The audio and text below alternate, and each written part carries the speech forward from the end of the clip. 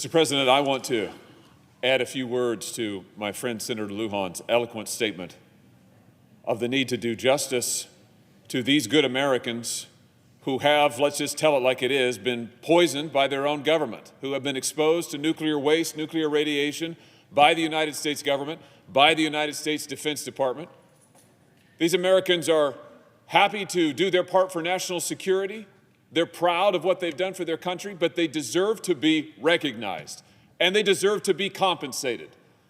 And so I want to add again my voice in support of justice for these Americans. And I want to say again to this body that it is wrong to turn our backs on these tens of thousands of Americans who have given their health and in many cases their lives for their country and not been recognized for it, in many cases not been compensated for it, and now they're told that because of the actions of this body, because of the conference report, because of a backroom deal struck in conference, this program that compensates victims of nuclear radiation will soon expire. And tens of thousands of Americans who have relied on this program for 30+ years for life-saving help and treatment will get nothing. The lights will go dark, and these Americans will be turned out into the cold. And thousands more, like the residents of my state and New Mexico and other states around this country that deserve compensation, will get nothing. That is not acceptable to me, Mr. President. It is not right. And I want to take a moment now to tell a story or two from the victims who are affected, just to help everybody understand what's at stake here. Because I know this is the National Defense Bill, and if I've learned one thing about this bill, it is the suits always get paid. The corporations, they always get paid. The defense contractors, they always get paid. They come out great in the end. It's amazing. It's a law of Washington, ironclad. If you're a big corporation, you do defense work, you're going to be fine. This body will take care of you. But will we take care of the men and women who don't otherwise have a voice in this body?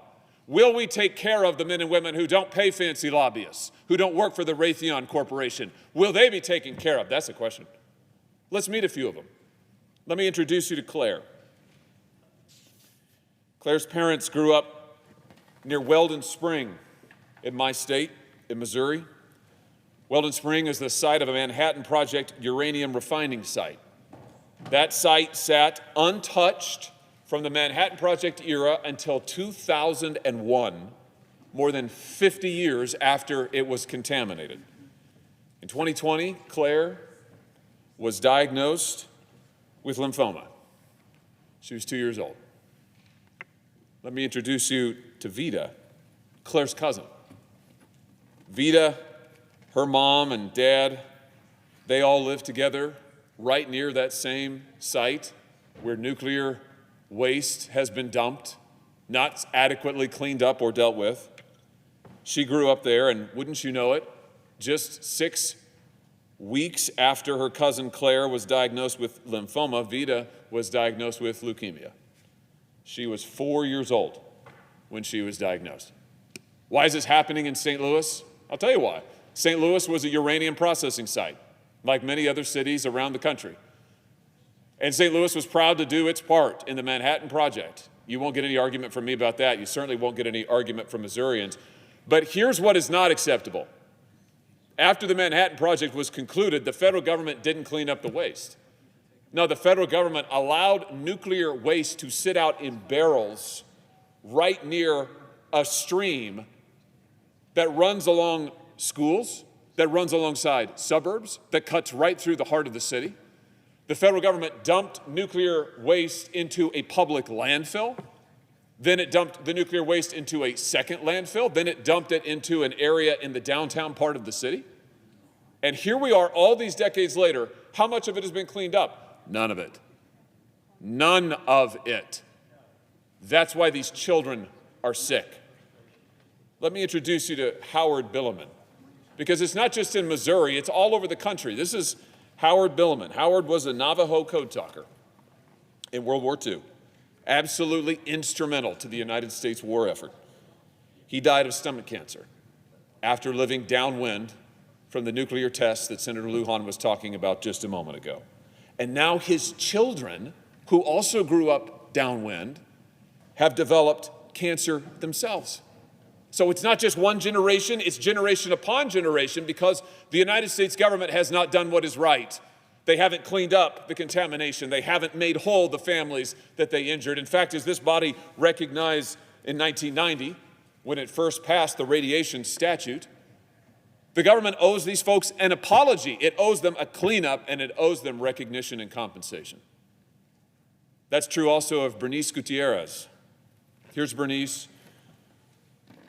She was 8 days old, 8 days, when the government tested the first atomic bomb just miles away from her family's home in New Mexico.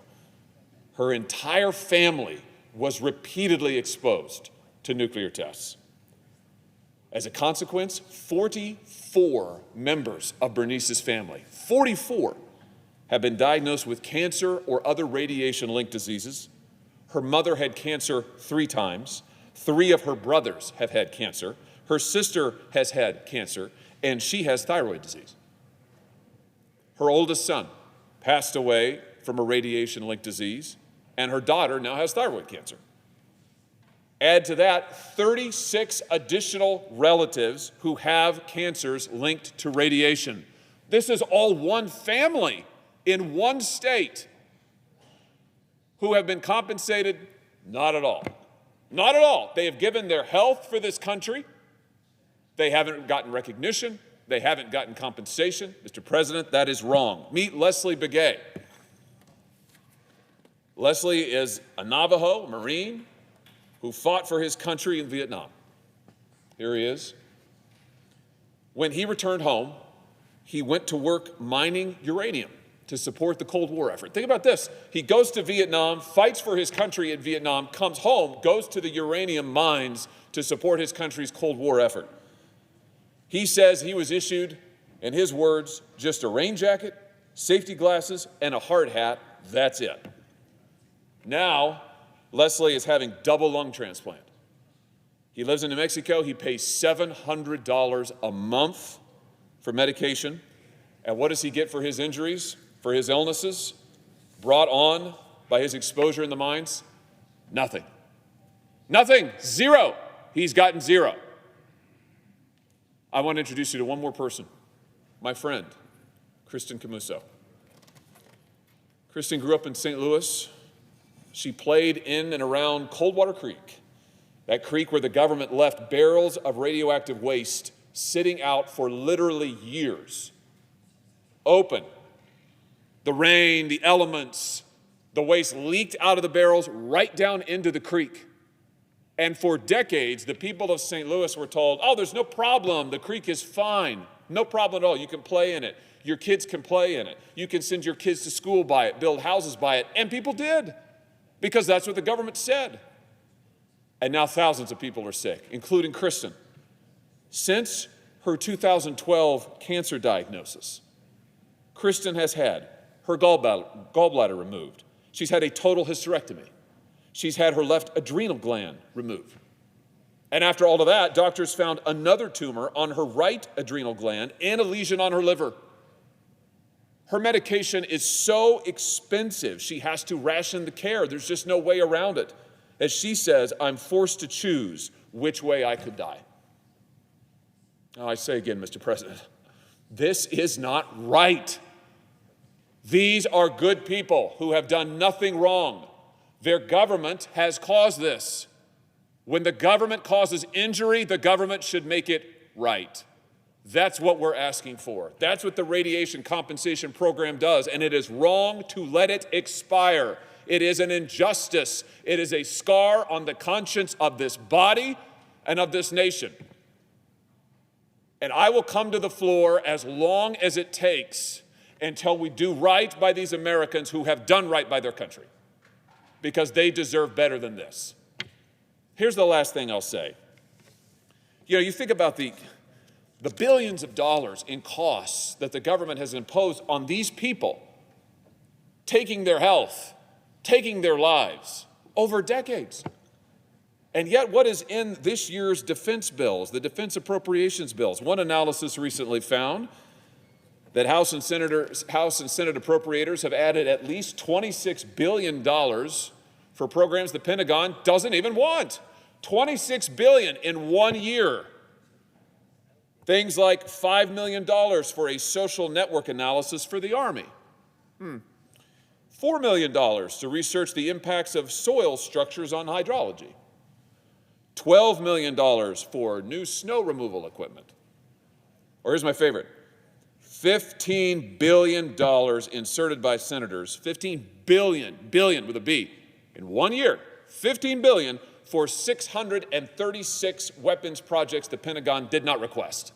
636 weapons programs the Pentagon doesn't request. But yet we don't have a dime for these people. We don't have a dime for the people exposed to nuclear waste and radiation by their own government. No, Mr. President, this is not right. It is not right. And I am not willing to accept it.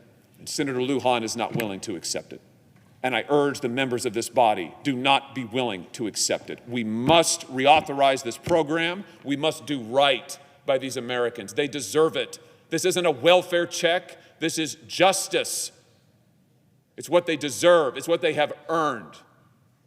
And I will continue to come to this floor as long as it takes. I'm going to make a motion now to extend debate on this bill. I have no illusions, Mr. President, that this will not succeed. I realize my colleagues are eager, all too eager, to move on. But I think it is important we take as much time as is necessary to understand the stakes of what we are doing and to understand the stakes of turning our back on these people. And so now, Mr. President, I move to table the Schumer motion to recommit, and I ask for the yeas and nays.